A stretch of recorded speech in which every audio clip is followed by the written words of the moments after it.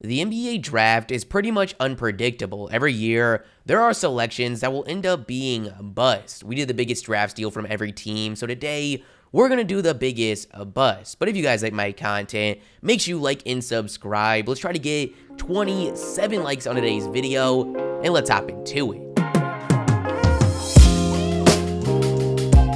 Now, before getting into this, I need to make it clear that some teams don't have the true quote-unquote bust, so we have to go with the player closest to that. So just keep that in mind, and we're going to start it off with the Philadelphia 76ers. For the Sixers, it's probably between Alec Burks and Zaire Smith. Alec Burks hasn't been anything crazy since being the 12th overall pick, but by no means has been a bust, and has actually been pretty solid. For this one, I think I got to go with Zaire, who is a very young player and can definitely be solid as his career progresses, but after being the 16th overall pick 2 years ago, has only managed to play in 13 games. For the Milwaukee Bucks, it's got to be Marvin Williams, who's been decent throughout his 15-season career, but hasn't come close to the player the Hawks thought they were drafting with the 2nd overall pick. It's pretty surprising looking back that he was able to go that high in the draft, given he averaged just 11 points a game in college. Throughout his NBA career, he's been a consistent 10 points, 6 rebounds guy, and for now,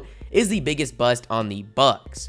For the Chicago Bulls, I think it's pretty clear, and that's going to be former 5th overall pick in the draft, Chris Dunn. It feels like yesterday that the Timberwolves had one of the most hyped young cores we had ever seen. They had 2 Rookie of the Years, high-flying Zach LaVine, and were bringing in what was looked at as an elite point guard in the draft with Dunn after his incredible season at Providence. Now, that core has been separated, and while Dunn has been pretty impactful as a defender to this point, his offensive struggles make him pretty replaceable, which puts him on this list. For the Cleveland Cavaliers, it's pretty tough. There's a case for Tristan Thompson with how high he was taken in the draft, but I'm going to go ahead and go with Dante Exum. Exum was the 5th overall pick in 2014 and has been a decent defender, but really hasn't done anything offensively, averaging just 6 points, shooting 41% from the field and 31% from 3 since coming to the NBA, so it shouldn't be much of a surprise that he made it on this list. For the Boston Celtics, I think I've got to go with Enes Kanter. Again, another player that's been pretty solid, but we have to choose someone. He's averaged over 11 points in his career, but just hasn't lived up to his draft placement of the 3rd overall pick back in 2011. His closest competition is probably rookie Romeo Langford, so I think you get why I had to go with Kanter.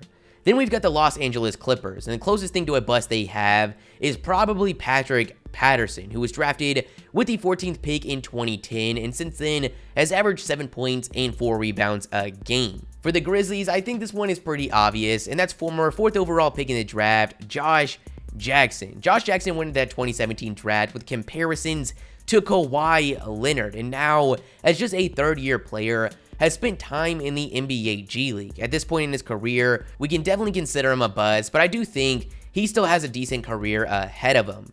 Next up is going to be the Atlanta Hawks, and their biggest bust is probably Skal Labissière, who at one point was ranked higher according to certain scouting programs than Ben Simmons in high school. Now, he wasn't taken very high in the draft, being just the 28th overall pick, but really hasn't amounted to much so far. Up next is going to be the Miami Heat, and this one's actually pretty tough. It's between Myers Leonard and Kelly Olynyk. It's close, but with Kelly Olynyk being slightly more productive and Myers going 2 selections higher in the draft, I'm going to go with him for now. Then we've got the Charlotte Hornets, who have quite a lot of busts on this roster, or at least fringe bust. There's Malik Monk, who came in with quite a lot of hype when he went 11th overall in 2017, but in 3 seasons has really struggled, shooting less than 40% from the field. There's Cody Zeller, who by no means has been bad, but he is in the conversation given he was the 4th overall pick. And then there's Bismack Biyombo, who I think I have to go with given he was the 7th overall pick and has averaged just 5 points a game across the entirety of his career. For the Utah Jazz, I think this one's pretty clear, and that's going to be former 7th overall pick, Emmanuel Mudiay. Mudiay had a lot of attention around him going into the draft after a unique path, going overseas after high school instead of college. So far in his career, while he's been a decent piece of some rotations, he's never really amounted to his potential, averaging 11 points, shooting 40% from the field. Now we've got the Sacramento Kings, and it's got to be Alex Len, who going into the 2013 draft was legitimately in the conversation for the #1 pick, but ended up falling to 5. Since then, he's averaged just 8 points and 6 rebounds a game. There is quite a lot of options for the New York Knicks, including Elfrid Payton, Dennis Smith Jr., and Frank Ntilikina. You can really argue any of them, but I've got to go with Frank for now, who since being the 8th overall pick has averaged 6 points, shooting less than 37% from the field. Without a recent addition, it would be really hard to decide the biggest bust on the Lakers, but with them bringing in Dion Waiters, I've got to go with him. Dion Waiters has had a pretty decent career and has really been good in spurts, but given we've got to choose someone, and Waiters was the 4th overall pick, it's got to be him. The Magic has got to be one of the easiest on this list, and that's former number 1 overall pick, Markelle Fultz. He's starting to turn things around, but is still one of the biggest busts in recent history. Since going number 1, he's averaged just 10 points a game with the inability to make a jump shot. The Mavericks is another easy one, and I honestly didn't even know this player was now a Maverick, and that's former 2nd overall pick, Michael Kidd-Gilchrist. He came in with quite a lot of hype after winning the national championship alongside the number 1 pick, Anthony Davis, but since getting drafted, he's been nothing more than a solid defender, and as of recently, has been barely holding on to his place in an NBA rotation. The Brooklyn Nets really don't have a clear guy, so I guess I'm going to go with Timothy Luwawu, who since being the 24th overall pick has averaged 6 points, shooting less than 40% from the field. For the Denver Nuggets, it's Noah Vonleh, who was the 9th pick in 2014, but now is averaging just 11 minutes and 4 points a game.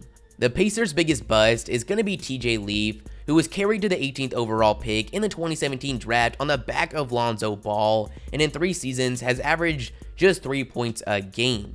The Pelicans is obvious. It's a 3rd overall pick in the 2015 draft, Jahlil Okafor. It's interesting looking back at that draft because of the value that Karl-Anthony Towns was getting, given how the game was adapting, but yet Okafor was still treated as a top prospect. While he had a decent rookie season and has adapted pretty well as a role player, he's still by far the biggest bust on that roster. For the Detroit Pistons, it's definitely Thon Maker, who at one point was the 10th overall pick, with some predicting him as a future NBA MVP. Since coming to the league straight out of high school, he's averaged less than 5 points a game, shooting 43% from the field. The biggest bust on the Raptors is easily Stanley Johnson, who was originally the 8th overall pick in 2015 and is now averaging less than 5 minutes and 1 point a game. For the Houston Rockets, it's going to be pretty close. It's between Austin Rivers and Ben McLemore. Austin Rivers was the 10th overall pick out of Duke back in 2012, and since has been an okay rotational guard, averaging 9 points over his career. Like we talked about with Alex Len, Ben McLemore was legitimately in the conversation to go number 1 overall in 2013. Now, I need to make it clear that that's not saying too much, given about 20 players were also in that conversation, hence while we saw Anthony Bennett go number 1 overall, but nonetheless, he was in the conversation, but ended up going 7th overall. Now, McLemore hasn't reached expectations since coming to the league, but I don't think I can go with him. This season, he's really shown his potential to be a great role player going into the future, averaging 10 points as a 43% three-point shooter on over 6 attempts a game. This could just be a product of Houston's system, but I really liked what I've seen. For the Spurs, it's between Jakob Poeltl, who was the 9th pick in 2016, or Trey Lyles, who was the 12th pick in 2015. For now, I'm going to go with Jakob, but this is definitely subject to change. Jakob has a lot of potential, especially as a defender, but given he was taken higher in the draft and the fact that Trey Lyles has been more productive in his respective role, that's what I have. For the Phoenix Suns, there's a couple options, but given the scenario surrounding the selection of Frank Kaminsky in the draft, I've got to go with him, with the Hornets passing up on a ridiculous amount of value from the Boston Celtics to take a guy that lasted 4 years on the team as a 10-point and 4-rebound guy. He's got to be on here. He didn't choose the scenario, but it is what it is. Then we have the Oklahoma City Thunder, and it's going to be another member of that 2013 draft, Nerlens Noel, who I think has been a great part of this Thunder rotation, but is, by every definition of the word, a bust. The Minnesota Timberwolves is actually pretty tough. I think I've got to go with Jarrett Culver. Yes, he is just a rookie and 100% could continue to grow and have a great career, but we've got to go based on what we know right now, and this year, after being the 6th overall pick, is shooting 40% from the field and less than 30% from behind the arc. Next up is the Portland Trailblazers, and this is easily Mario Hezonja, who was the 5th overall pick in the draft and now averages 5 points on pretty terrible efficiency.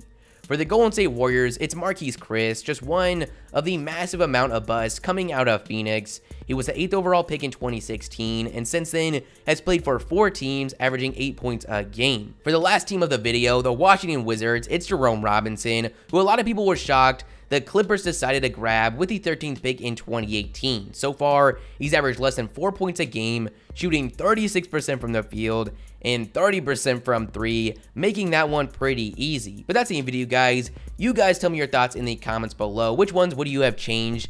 And if you liked the video, make sure you like and subscribe. And the shoutouts are gonna be Josh, Rapid, Jacob, Paul, and The Dream. If you guys want to shout out in the next video, all you gotta do is like the video and comment liked or rep notification squad, and I'm gonna shout 5 of you guys out. And with all that being said, hope you guys have a great day, and peace.